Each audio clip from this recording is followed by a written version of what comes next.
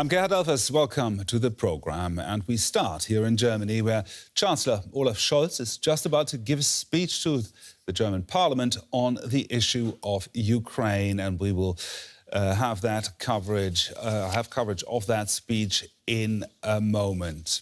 He will then take questions from members of the Bundestag right after. We're seeing live pictures here. And with me, I have DW's Nina Hase. She's standing by at the Bundestag.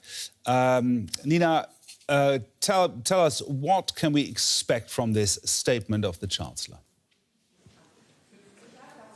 Well, it's going to be a very brief statement, roughly 5 to 6 minutes, we're told, and it is going to focus solely on Ukraine. Now, of course, the big question is, have the atrocities in Bucha and all the pictures that we've seen recently, have they changed Olaf Scholz's position? The German Chancellor has, of course, not been in favour of imposing a full-fledged energy sanctions package on Russia. So this is something that we're going to have to watch very, very closely. Now, it is going to be an uncomfortable question time for the German Chancellor because he's under a lot of pressure.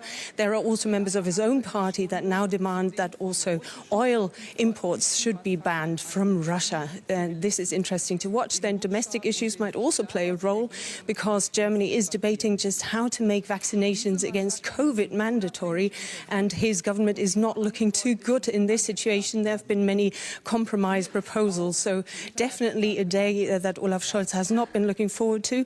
Afterwards, in about an hour's time, we're also going to see the members of Bundestag debating the atrocities of Bucha, and they will be discussing just which consequences need to be drawn. Do you think, Nina, that Scholz is under pressure right now from many of Germany's allies to do more? Well, the US ambassador here in Berlin has said that she understands Germany's position, that they carefully analyse just which sanctions make sense and just how far they can go without harming themselves more than Mr. Putin. That is what Amy Gutmann said earlier this week. And she also praised Germany for trying to really become independent of Russian fossil fuels. And she said that the speed with which Germany is conducting these efforts is really commendable. And so this is something where we're seeing that some people are beginning to show understanding because, of course, a full-fledged energy embargo on Russian imports would not just affect Germany, it would also affect other countries here in Europe, like Austria, for example. So Germany is not completely alone. But yes, Olaf Scholz is under a lot of pressure, and also members of his government have said in recent days that they're now considering other measures that previously weren't actually on the table, like, for example, sending weaponry to Ukraine that were previously not discussed because of this game-changing situation in Bucha and all the pictures that we're still expecting from those situations of atrocities in Ukraine.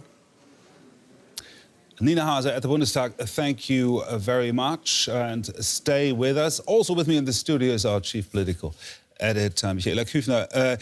We've just spoken about the pressures that the German government, and chiefly, of course, Olaf Scholz, the Chancellor, is under internationally. What are the domestic pressures he's under right now in terms of, let's say, an energy embargo? Well, clearly, he is speaking to German industry, which is telling him, look, if the gas tap is turned off, that will cost many industries the very foundation of their production, and it could potentially cost thousands of jobs. And there actually is a notable difference between the Chancellor's own analysis that gas could not immediately be replaced, and some experts who are saying, look, there is gas on the world markets, but the question is the logistics. And there are two different analyses here on the table between some of those energy experts and the Chancellery itself. Olaf Scholz himself comes from the Social Democrat Party, the German president, who is also the German former foreign minister from the Social Democrat Party. And he was one of the architects of the policy towards Russia to try and achieve change and participation under the European roof with Russia through trade. And that has spectacularly failed. That's also what he himself has admitted. So he has to navigate a line where one can still talk to Russia after all of this is over. None of us know how long it will last. And the pressure of immediately taking action. We've also seen demonstrations here in Berlin. We're expecting more demonstrations later today, although no large numbers have turned out. But energy is the pressure point, and it is still the red line that Germany doesn't want to cross, despite a very increasingly angry, I think there's no other way to describe it, a Ukrainian ambassador here who is calling for Germany to lead also in that respect. And he's quite a figure right now in German politics, right? I mean, he is having lots and lots of influence right now on the German political debate. Well, Ambassador Melnik, he is actually going through the talk shows here in Germany, and he is shouting very loudly that Germany must do more. It must deliver not just more weapons, it should deliver heavy weaponry, not just, as he puts it, rocket-propelled grenades, which have proven to actually have made a difference in Ukraine, but also potentially tanks and armoured vehicles. And that's something that also the NATO foreign ministers are debating today, whether in the light of Bucha, in the light of these terrible pictures, these terrible images that we all have in mind, whether this is a turning point where NATO countries too must send heavy weaponry that would also be used to liberate villages, to have a more active role, have a less defensive nature, and risk a Russian interpretation that this would be NATO countries entering this conflict. Because after all, that's what NATO, what Germany, what Europe is afraid of, that Russia would decide, potentially single-handedly, that NATO is now party to this conflict. And that is now, and I still find it difficult actually to get it across my lips, but that's what politicians are saying, and that is crossing a potential threshold to a third world war. Ambassador Melnik says we're already in the midst of that. So this is the discrepancy also in terms of what different parties see when they look at this conflict. But isn't the distinction between delivering weapons and delivering heavy weapons to Ukraine that is going on in Germany, in the political debate in Germany at the moment, isn't that a bit academic in the face of what we're hearing from places like Bucha? That is the argument of the Ukrainian ambassador. Give us more, give us heavy weapons.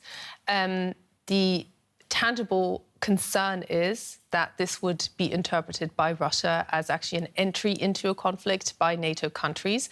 And then there's also a very practical question.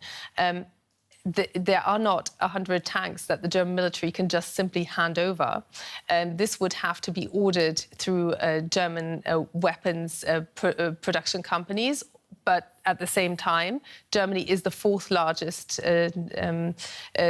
weapon producer in the world. So what we've heard from Robert Habeck and his ministry, the Energy and Trade Ministry, is the one that gives the license to export these weapons. He said a couple of days ago in a press conference that there should be unlimited green light for those weapons exports. We haven't seen that reported as having taken place, and I'm being so complicated about this because the German government is also increasingly becoming tight-lipped about what is actually crossing that border, because there are concerns that weapons shipments, deliveries could be tracked. Still, we're seeing by this meeting of NATO foreign ministers today that crossing over into heavy weapons would be another threshold. And that's where we stand right now. And I think it'll be very interesting to listen to the German Chancellor, whether he will go into that much detail or whether he will stay with the international appeal and vowing that what happened in Bucha and elsewhere, because there are concerns that similar scenes might have occurred in Mariupol, where we're not getting such reports right now and no images out, that this must be cleared up by the international community, although some say this whole conflict is proof that there is no international community, but that investigations can take place, potentially at the ICC. You said, talking about the international community, you said NATO foreign ministers, I guess, are meeting today as well. What's on the agenda there? Well, that very question, what NATO members have to do and whether they need to take it further, and whether heavy weapons could be the next option. Because one thing is for sure, and we saw that in the case of Poland as well, which wanted to deliver fighter jets, but via the United States. No country wants to act alone on this. It would be NATO agreeing on a line and then individual countries acting. But NATO also must preserve its nature as a defense pact and not as an action pact, how Russia would like to frame it.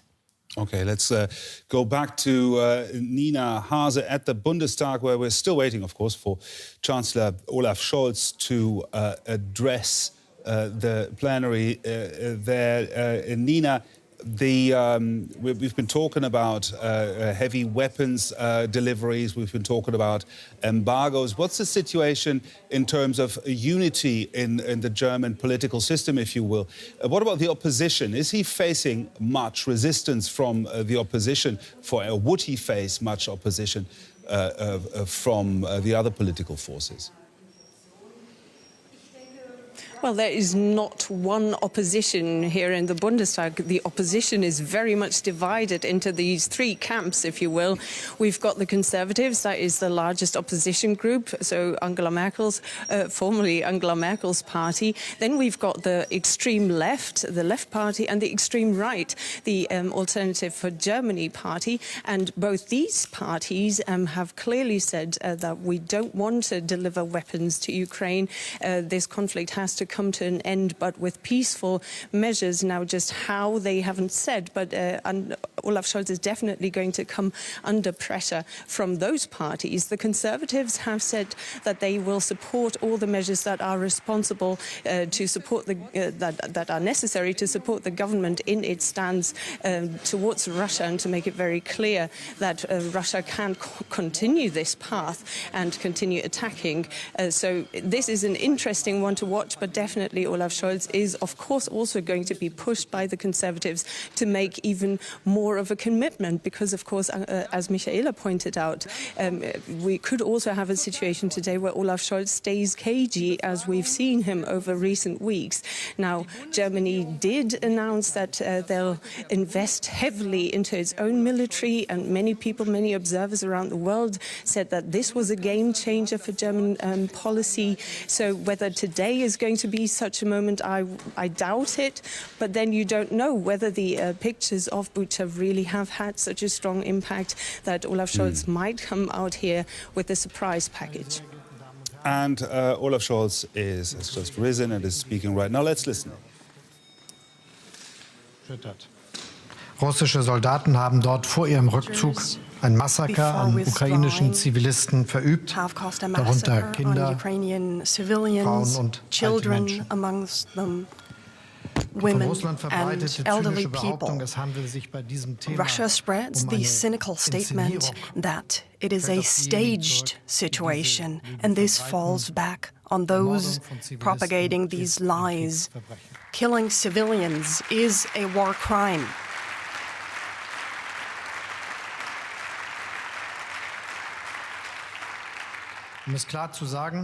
To make this clear, the perpetrators and those who commission them have to be held accountable.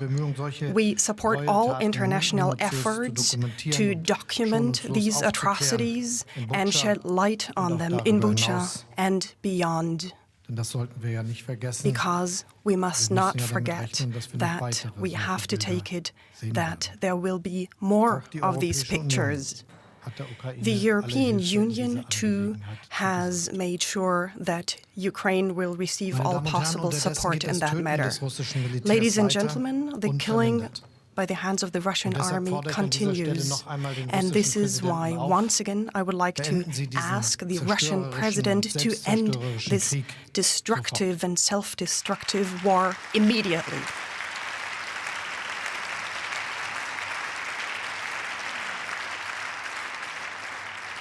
Ziehen Sie Ihre Truppen aus der Ukraine ab. Withdraw your troops from Ukraine. Und bis das geschieht, and until this happens, let us do our best to support Ukraine, always in agreement with our friends and allies. This also includes arms to be delivered from the current inventory of the German armed forces. Everything that can be delivered will be delivered. I know that Christine Lambrecht, Minister of Defense, is doing her utmost to make everything possible that is possible in the extent of the German armed forces. This federal government has made the decision to supply arms as opposed to the former government, and now this is what we do. The clear basis, however, remains clear. In all the decisions we make, we will make sure that the NATO partners will not become a party to this war. Next to the military support that I have mentioned, that we are granting every day and will grant every day, we have offered humanitarian support for Ukraine and its neighboring countries. Once again, almost €500 million on top of the €2 billion that we have made available so far. And this humanitarian aid will continue. The federal foreign minister yesterday here in Berlin invited to a support conference for Moldova. Moldova is one of the poorest countries in Europe, and yet they have accepted more refugees per capita than all the other countries, and they need and deserve our support.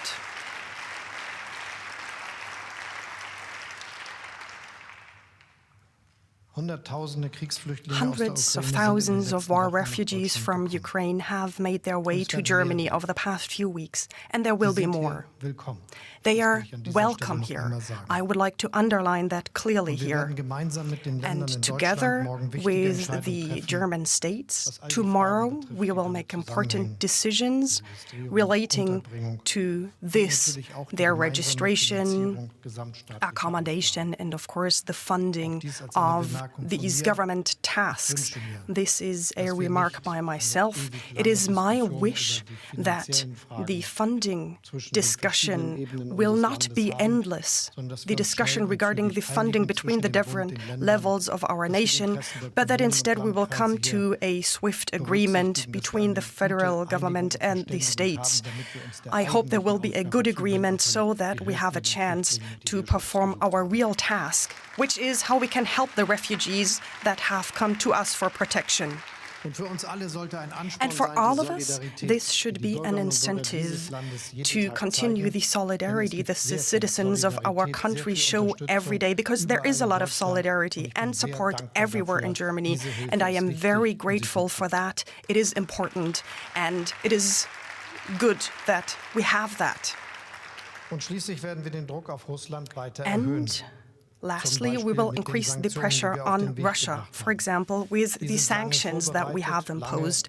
They were prepared even before the war broke out. We have discussed sanctions and we have agreed on them with the European Commission, and currently we are about to enhance the sanctions even more. The fifth package is being discussed, and it will make very precise contributions to making Russia feel the consequences of this war and to get Russia to end it.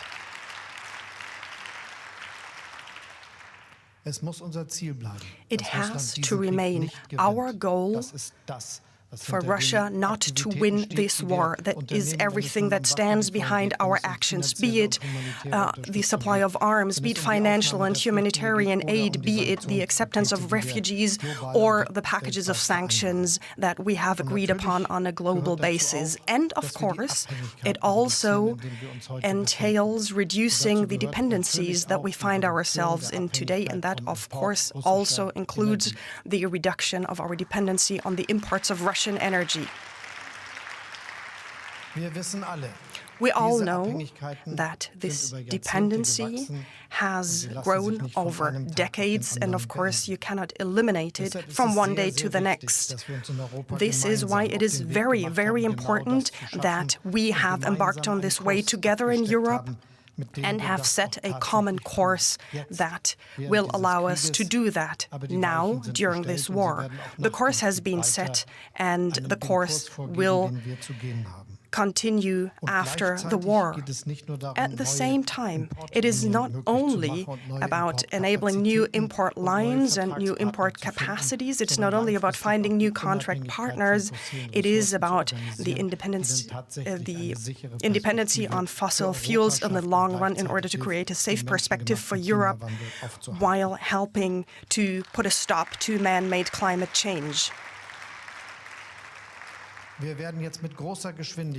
Now, at great speed, we will increase LNG capacities at the North German border. We will build up the networks accordingly, and we will reorganize the import structure for oil and gas so that in the long run we will not depend on Russian imports anymore, and we will do that with a speed never seen before. The cabinet has made a very important contribution to that with a decision that counted among the plans of this government anyway, that has been prepared carefully, but that has become more necessary than ever with the Easter package on the increase of renewable energies in Germany for the enhancement of energy networks in Germany. Now more than ever, we will become independent from the use of fossil sources. This is our task.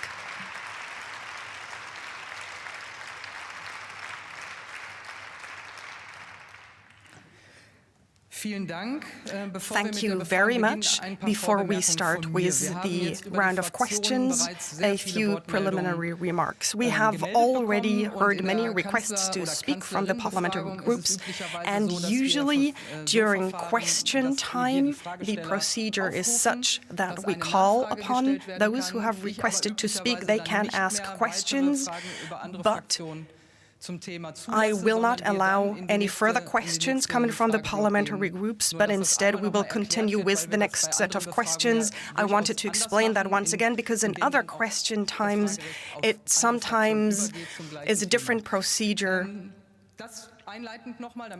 Just by means of a preliminary remark to make it clear for all the parliamentary groups, and first of all, the floor will be given to Dr. Warnehoff for the CDU parliamentary group. Chancellor, when it comes to the supply of arms, the head of the Green Party in Germany has made a statement, and that statement was that Christine Lambrecht's performance, the Federal Defense Minister's performance, is insufficient because there is no coordination between what Ukraine desires and what Germany can supply. Is that an opinion that you share? And if yes, what do you want to do about that? You misunderstood the head of the Green Party, because I had the chance to discuss it with him yesterday, and he has assured me of the contrary. Mr. Badeful, you can ask a second question. Yes, thank you. My second question would be how he exactly explained what he has said, that in the very same interview he has pointed out that large volumes of Marder tanks are standing around that could be shipped to Ukraine, and it is not happening. And I am linking this up to the remark that there are several defense companies in Germany that were asked by Ukraine if they could supply weapons. The money seems to be there, but there is no permission on behalf of the government. Once again, I would like to point out that this means that we broke with a long tradition. This government has made a decision that differs hugely from all the previous governments. We have decided to deliver arms. It's a decision that we have thought through carefully, but have made. And in the past, now we hear more suggestions than ever in the past. The main decision that we made was to supply arms, and now we use our opportunities in agreement with our friends in NATO and the European Union, because it is about our walking into the same direction. Secondly, this decision is made based on careful preparation in the respective committees, where we make sure that the security of the Federal Republic of Germany will be guaranteed, and everything that is right and makes sense is put on its way.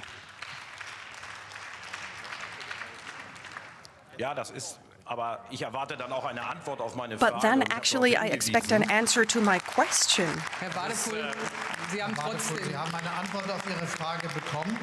Mr. Wadepool, you did get an answer to your question, but maybe you would have to look into the topic why the politics of the federal government that you support now is something you disagreed with in former times. Mr. Wadepool, you get to ask one additional question, and maybe you can try to ask another question at a later point in time. Phyllis Bolat of the Green Party will have the next question. Thank you very much, President. Chancellor Scholz. I would like to quote Romani Rose. It's the head of the Central Committee of German, Sinti and Roma, and he warned against the unequal treatment of Roman refugees, and he said that the cases of discrimination give reason for concern, and his expectation is, and here I quote, that our nation protects Ukrainian Roma on equal terms and equally compared to all the other Ukrainian citizens. Will our German government look after Ukrainian Roma just as well as it looks after the other refugees from Ukraine? Thank you very much for your question. Indeed, it is about treating everybody on equal terms. This is what we have done with our Europe-wide decision that in Germany has been interpreted in a particularly generous way. We have made it possible for Ukrainian citizens who make their way to Germany, and that is true for the groups that you have mentioned here, as well as for all the other refugees, that they are allowed to enter Germany irrespective of their citizenship. Maybe this was not part of your question, but I want to say this here. Once again, I can assure you that the federal government will do everything to act against discrimination and to treat everybody equally. Ms. Pollard, you can ask one second question. Thank you very much, President. Chancellor Scholz, thank you very much for this answer. I will approach you later. The second question is, amongst the Roma minority, there are a few Holocaust survivors who have made their way to Germany. Similar to the Jewish survivors of the Holocaust, will there be a joint evacuation action for Holocaust survivors of the Roma minority, together with other organizations such as the Central Committee, for example? In general, we have made a commitment for people who come here for protection. And beyond that, we will also organize evacuations. It is difficult and have to prepare it carefully. Holocaust survivors are usually very old Ukrainian citizens who survived the terrible Holocaust and hence deserve our special protection. We work in close cooperation with our European allies with a view on what can be done in order to organize that. It is very difficult to evacuate because people, as I've said before, are old and sometimes in need of special care. Next question will be by Leif Erik Holm of the AfD Parliamentary Group.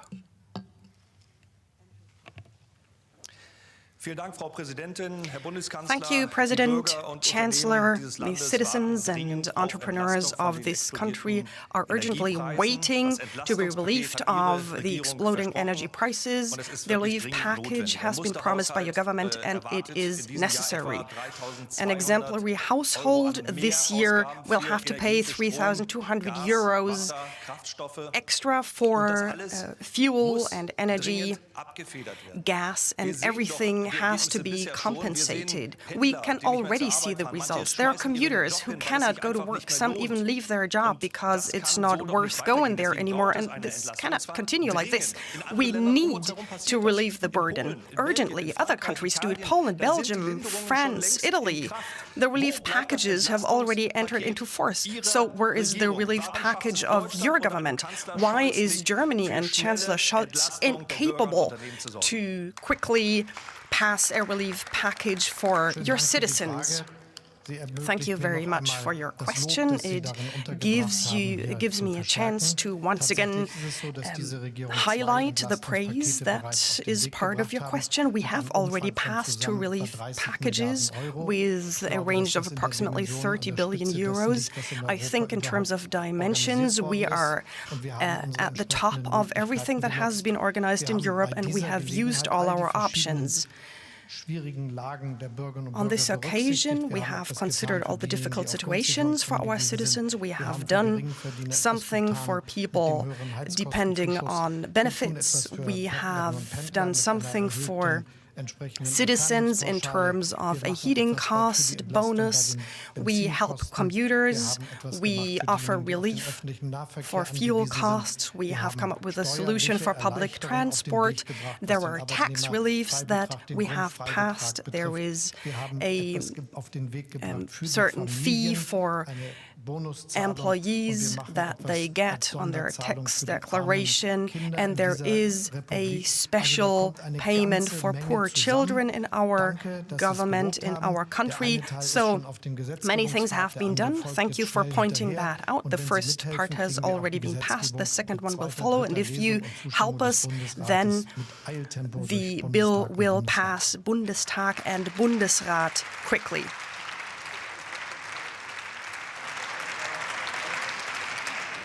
Mr. Holm, of course you can ask an additional question. Chancellor, to be honest, I think this is full of irony. 3,300 euros will have to be paid in terms of additional costs, and not everybody is relieved. I have talked about commuters or shipment companies who already take their trucks to the streets. In my home in Mecklenburg-Pomerania, for example, this happens, and we can see that there are problems everywhere. And today you tell me that the relief will happen soon. What is soon? When are you ready with your agreements? When can we start with that bill? When can we pass it? We want answers. The citizens want answers. When will we have this relief package? Well, if you actually went to the trouble, you could read this from your documents. One of the bills is already on its way.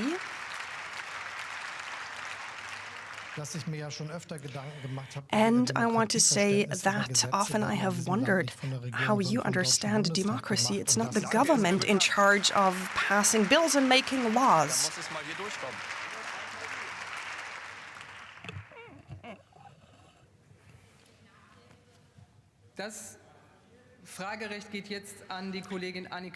Now Annika Mertens of the Liberals Parliamentary Group has the floor. Thank you very much, President. Annika Mertens. Chancellor, the Ukrainian President Zelensky, in the course of negotiation with Russia for a peace deal in the war of aggression on Ukraine, has offered the neutrality of Ukraine. The federal government has already signaled its basic willingness to be part of security guarantees for Ukraine. We do support that, and we are happy to be be part of that. Before the backdrop of the Versailles Summit commitment of the EU member states to support Ukraine on its way to the European Union, I would like to ask the question of what these security guarantees could look like in concrete terms. Thank you. Indeed, currently we are conducting negotiations where the question of neutrality plays a role, but I have to say it here from the point of view of Ukraine, this is a grand offer vis-à-vis the aggressor. And in spite of everything that happens in the negotiations, I want to say that it's important that the peace will not be a dictated one. And whenever we talk to the Russian side, whenever I talk to the Russian president, I always make this clear that it's the Ukrainians negotiating about what they are willing to negotiate on and nobody else. And on that note, the question of security guarantees have been raised. We do not have a concrete form for them. Naturally, we talk about them, but of course on confidential terms with Ukraine, and we also discuss it with others if they could play a role. But of course, it's in the nature of things that I cannot say any more, that I cannot be any more specific because certain questions will have to be solved. So please excuse me for leaving this at such a general term. That's all I can say regarding this topic for now. You can ask a second question. Thank you. I would like to answer you, and I would like to thank you for your answer. I do not have a second question. Okay, so we pass the floor to Susanne Fersche of the parliamentary group. That debate in the Germany's parliament right now. And let's bring in our political correspondent, Nina Hase. She's at the Bundestag and followed this debate, especially that speech by Chancellor Olaf Scholz. Nina, what stood out for you?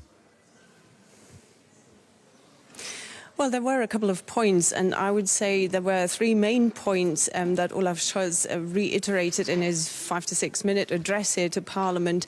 One, he said all of Germany's efforts that are being undertaken in terms of support of Ukraine have the one goal, that Russia mustn't win this war.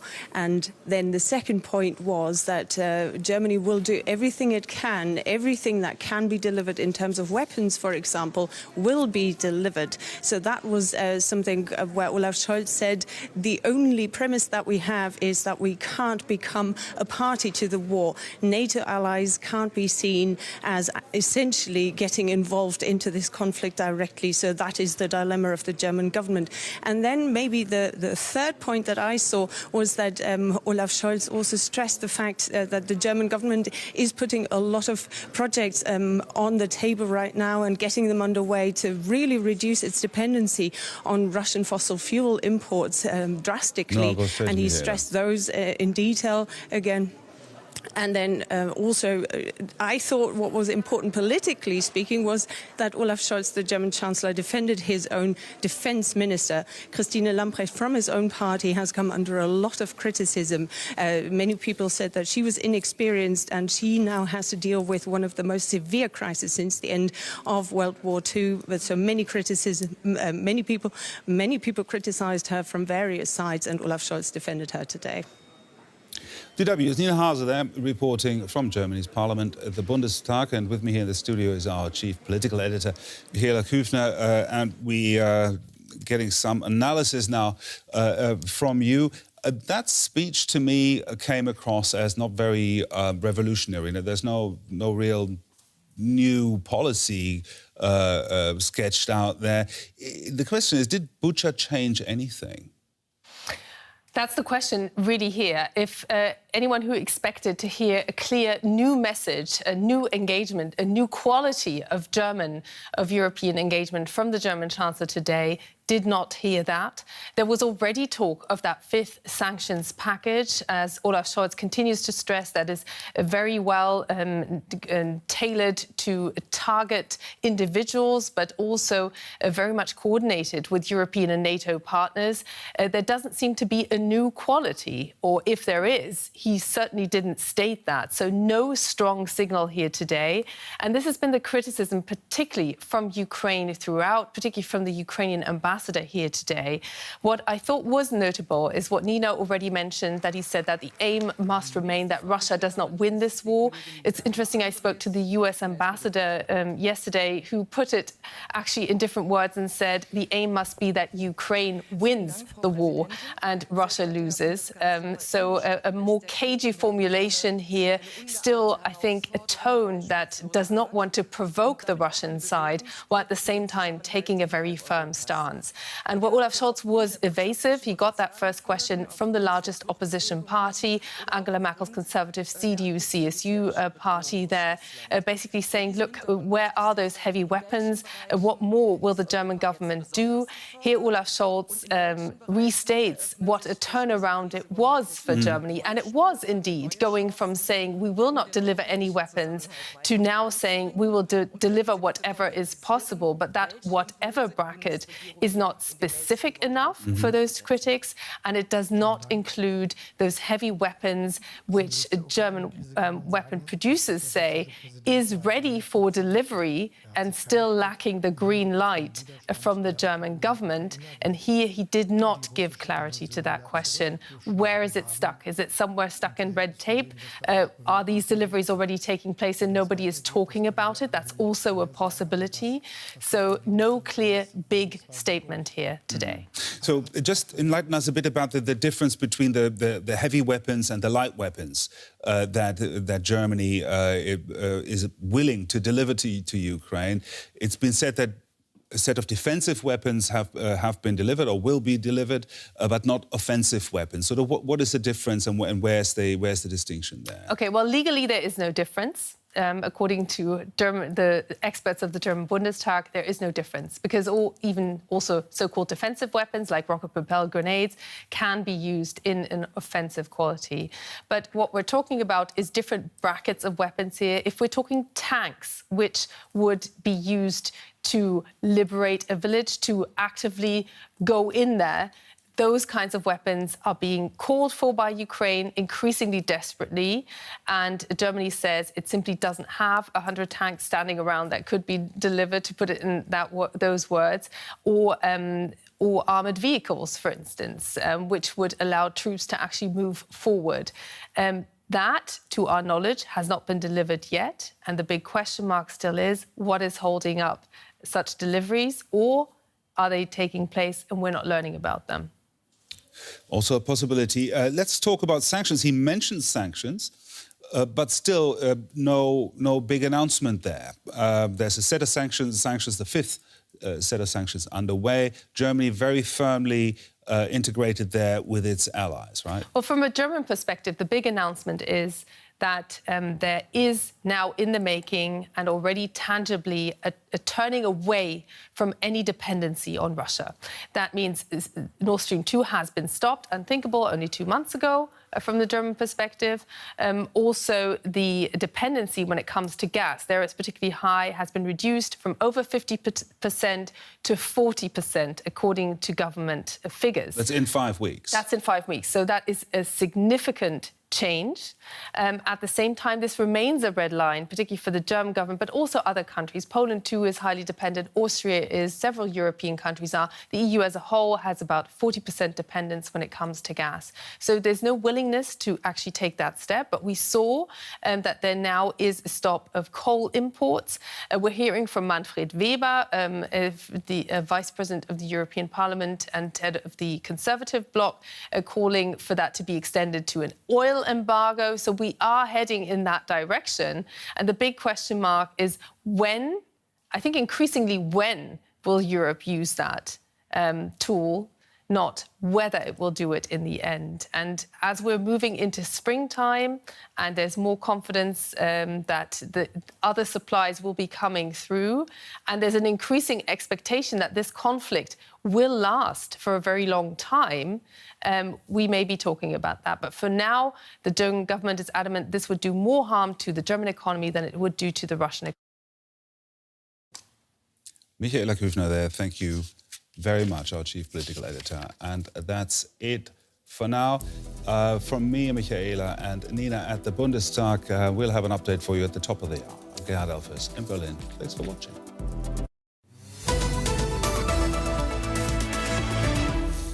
Off limits, no more. For the first time since its attack on Ukraine, the EU wants to sanction Russia's lucrative energy sector. Also on the show, 26 million people on lockdown. We'll get the latest on how people in Shanghai are coping with China's drastic response to a spike in coronavirus infections. I'm Chris Colburn. Welcome to the program. For the first time since its invasion of Ukraine, the EU is targeting Russia's lucrative energy sector. The European Commission has proposed a new